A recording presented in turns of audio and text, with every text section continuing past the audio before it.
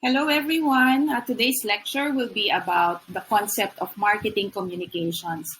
We've always heard that there's marketing and then there's communication, but what do we call the concept labeled marketing communications? This has been uh, very frequently used in corporate communications, where now a lot of companies use marketing communications as the department and not just marketing and not just communications or not just PR. So it's now under the umbrella of marketing communications. So when we talk of marketing communications, what do we actually mean? So this lecture will be looking at the different angles of marketing communication, how we use marketing communication in the company, in organizations, even in tourism organizations. So we look at, for the purposes of today's lecture, we will look at what marketing communications is, the goal of marketing, and we'll also look into some communication theories as applied in tourism marketing. We will look at the SMCRE model, the two-step flow and multi-step flow model, where you have opinion leaders, and of course, media richness theory. So these are some of the crucial theories that help shape what marketing communications is. And if we have a basic knowledge of these theories as applied in communication, we would be able to make sound decision making as far as decisions on channels and communication tools that we will be, communication messages that we will be passing on to our prospective customers. So briefly, marketing communication is defined as the use of different channels and messaging tools to reach out to one's target markets. Okay, so we look at how we can communicate to our target audience. Hence, we look at different channels, like how will we send out a specific message to, let's say, your prospective target market, let's say the millennials. So how are we going to tap them? So we look at the different communication channels that the millennials use. Are they into social media? Are they, if it's in social media, which social media should we use? Is it Facebook, Instagram, or is it TikTok? Or are we going to do YouTube? So when we look at marketing communications, it's deciding the kind of messages and the kind of tools that we will use so that we can send our message across to the millennials or to any specific target market we are expecting to tap. Okay. Another definition of marketing communications is that it's an exchange of information and persuasion, okay, achieved through oral and written communication, and this induces our audience into action. So first, let's break it down. Okay, when we talk of exchange of information, so there is a message that we craft, and this message is usually for persuasion purposes. We seek to inform and to persuade our target market, and this is done mainly both for oral and written communication, but I'd also like to add mediated communication. And this communication is targeted to ensure that your audience is to get into a desired action, like possibly a sale, okay, or for them to make further inquiries, for them to make a decision to purchase, or also for them to endorse your product to someone else. So marketing communications is crucial in the marketing process. In fact, it is the marketing process. And that's the new term that marketing professionals have derived from the old traditional marketing efforts. When we talk of marketing communications, it's combining both traditional and digital means. So when we look at the tools for communication, we can look at the traditional model, which includes advertising, where you have your radio, TV, print ads, and you have your public relations, where you have your publicity, your press conferences, your press releases, your client interaction, okay, and then you have sales promotions, where you look at inducing short-term sales, where there are promos that you make so that you make people buy right away. And then you have trade events. These are your uh, events that are held for primarily for purpose of sales, like trade fairs. You have your travel mart, you have your World Expo. So these are what used to just be your traditional media channels. And then you have personal selling. I still go for the primacy of face-to-face communication and the effectiveness of personal selling in inducing people into buying your products and services. And you mix this traditional means with the digital component. Okay, we have seen how e-tourism has grown and how information communications technologies have grown in the recent years. And because of that, we have to combine both traditional and digital ways so that we can induce people to purchase our products. And the digital platform gave rise to influencer marketing. Diba? A lot of people have become influencers when they started forming their communities, their online communities. They were able to establish a connection. And now this following, those that subscribe to their channels and those who listen to them, who give them comments, whom they engage, are now followers. So the person has an influence. That influencer creates his channel and he becomes a person of authority in a specific market.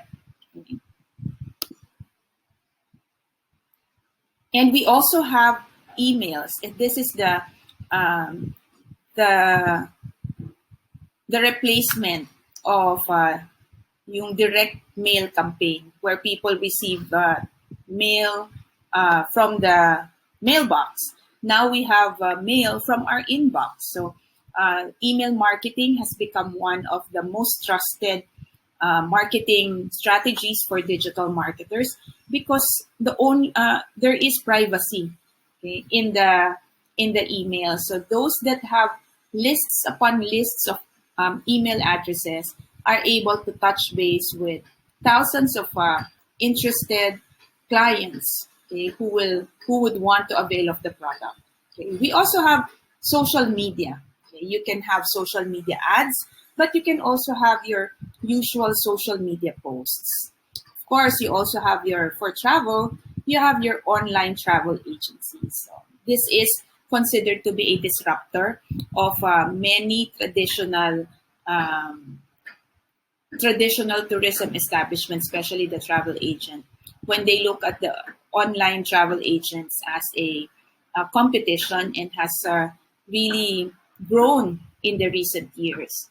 And you also have your new platform services. When we talk of new platform services, we pertain to Airbnb, okay, to Grab, to Lalamove, to TalkTalk, and all other apps that are travel related that gives way for people to exchange products and services without an intermediary. So let's now look at the different communication models to give us an understanding of how marketing communications work and how we can make full use of this tool in marketing our products and services. So the very first known model is called the SMCRE. By its very nature, it's the source, message, channel, receiver, and effect model. So we look at the proponent of this is Harold Blaswell when he talks about a message, okay, being communicated, okay, to someone through a channel, and then this message is received by a receiver, and then what is the effect of that receiver. So who says what, in what channel, to whom, with what effects. So when we look at each stage of this model, we can truly see that what is important is that there is a message that is sent through a medium. So in marketing communications, we look at what message are we going to send across. And once we have that message, how are we going to send it across? For example, we have a hotel promo. Okay, let's say a summer promo. And how do we want that communicated? Okay, is it beat the heat? Okay, or is it two for the price of one? Okay, so once you decide on the message, now you will have to consider how will my prospective clients, okay, receive this, or where should I place this message so that more of my prospective clients can find it. Okay. Another example, okay, election time, right?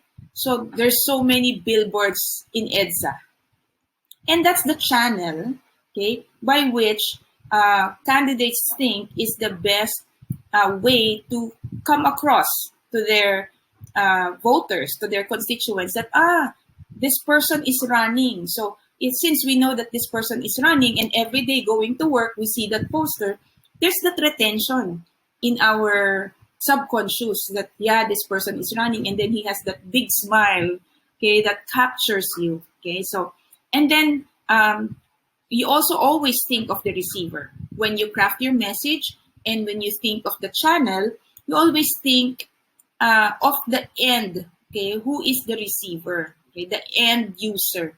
Okay, and then consider, if I say this to him, will he buy? Okay, so that is in with what effect. Okay, with what effect meaning, are you going to induce the effect that you want, or they'll just say, yeah, that's nice, or will they scamper to go and make that booking? So when we look at the SMCRE model, yes, it's the most basic, but this is also the best way to explain how we can have cut the message across to our target audience. Okay. There is a someone built up from the Laswell's model, the SMCRE model. Si Shannon and Weaver, okay, added the fact that yes, there is feedback. Okay, so SMCRE pa rin siya. There is feedback and there is noise. Okay? There is a point where while using the channel, there might be noise. Okay? So easy. The literal meaning is probably when you're listening to this lecture or when we have synchronous classes, naglalag, okay, or biglang naputol yung internet. So these are noise that hinders you from being able to send your message across. Yon, that's noise. As if you heard that there's a mango that fell to the roof. Okay, so if you've heard that, that's noise, physical noise. But there are also other kinds of noise. There are many reasons why our message doesn't come across to our target audience. And here are some more examples aside from the physical noise that you would probably be hearing from me, and some experiences you've had, especially when we do online classes. So some other reasons why we do not have a good understanding of the message, of the communicative message, or what Shannon and Weaver refers to as noise, is language barriers. There may be times that we are not able to understand because the other person is not very familiar with the English language or with the dialect that we are using, and there might be misunderstandings that may come in. Okay, like say for example, I have this classic example of a guy who is Indonesian, and he knows Bahasa, and he went to the Philippines, and when he was in the restaurant, there was a female waitress, and when he was asked what his order was, he said he wants one suso. Okay, so to us, the suso means breasts, but in Bahasa, it means milk. Okay, so there is that language barrier. So if we're not able to understand well, we would think that there is sexual harassment going on because that was a female waitress that he ordered from. So language barriers. We also look at cultural differences. A lot of countries have different ways of expressing themselves. Like, for example, this one, okay, this sign means okay to us in the Philippines. but to others, it means money. Okay? And probably there would be a country that would think of this as a bad sign, okay, as a taboo sign. So we wouldn't understand if we are cutting across any.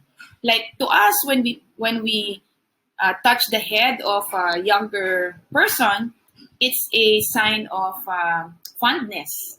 Okay, but to other countries, if you do that in Thailand, okay, you will be accosted for disrespecting their head. Okay, because culturally, to them, the head is the most sacred part of the body, and you're not allowed to touch it. There's also faulty word choices. Okay, another example I'm fond of using is when you choose the wrong words to describe something that you thought you were complimenting someone, but when in fact it ends up uh, not as a compliment but as an insult. Like if you see the moon, okay, 'di ba? Ang ganda ng buwan. Okay, you can say that, ang ganda ng buwan. Pero when you say that to someone, to a girl, and say, may nililigawan ka and you say, ang ganda ng buwan, kamukha mo. Okay? That's a faulty choice of words. Kasi pag sinabi mong kamukha mo yung buwan, ano, mukha akong crater. Diba? But you can always change it, or maybe you're referring to, ang ganda ng buwan, parang ikaw. Okay? So, it changes the complexion, the meaning of the words. So instead of saying, ang ganda ng buwan, kamukha mo, di ba? You say, ang ganda ng buwan, parang ikaw. So it changes the complexion of the entire sentence. So we also have to be very careful with our word choices. We also have the generation gap. Ito, lagi akong tinitest dito ng anak ko. Okay? When he says, GG, okay? In my generation, ang GG means galunggong, okay? But in this generation, probably yours too, is GG means good game. GG. When he says GG, mom, huh? And then now I understand what he means. It's a good game. Okay? So that's something we need to consider when we're talking to someone older or younger. We have to be able to seek to explain better. Okay? We also have mistranslations, just like the example of suso, right? So it means milk, but not in the Filipino translation. So we should be able to learn and understand where the other person is coming from. And we also have technological issues. To some who are not very familiar or tech savvy, they have difficulties using technology. Like even for text messages, okay? Some older people would use all caps, right, when they text. And sometimes I feel, galit ba to? Diba? But then, hindi pala. They just don't know how to make it small caps. Okay, so these are some technological issues as well of, like right now, there are new gadgets that we use. So sometimes some people may not be as familiar to these as you. So be patient. Okay? Be willing to teach, be willing to learn as well.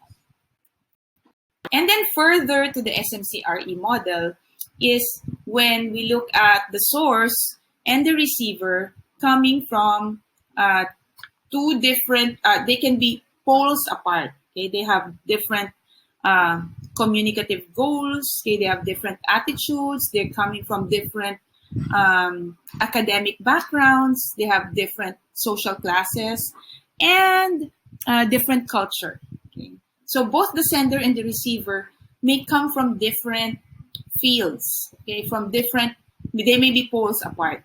So we should be able to craft our message and use our channel properly, because it's through that our receiver will be able to decode what we really want to say. So as the sender, we have to be careful in encoding our messages. We have to make sure that when we send a message, we have the receiver's point of view in mind, not ours, but the receiver's. The next theory is the two-step flow model. Okay, I like this model to explain about how communication works using opinion leaders and using mass media. Okay, mass media is a very powerful tool to change mindsets. So when we want to sell something or market something, and we use television or we use radio or now social media, we are able to influence key decision makers or what we call the opinion leaders. And these key decision makers or opinion leaders have influence over other people. Okay? So nagkakaroon ng two-step flow from mass media to an opinion leader to the community. Okay? So to the mass market. So when we look at this in that point of view, okay, we actually just have to target key opinion leaders. And that's why now there's so much ado about influencer marketing, because if you tap them, they have a following, so you get their following. Okay, so in that sense, you communicate to a few influential people to get your target market. Okay. This one, this is what you call your media richness theory. Okay. It posits the fact that the richer your medium, the more senses that is involved in the media channel, okay, the more effective your communication is. So if there are less senses, meaning if the medium has the sense of sight, touch, smell, feel, okay, it's the highest form of communication. So in all senses, okay, it's face to face. You can even feel, you can even touch the other person, you can smell the other person, right? You can see him face to face, and your reactions are also seen by him. So that's the richest of all mediums. If that's not possible, okay, we go to video conferencing, telephone, two-way radio, written communication, communication that has your name on it, and some communication that is to whom it may concern.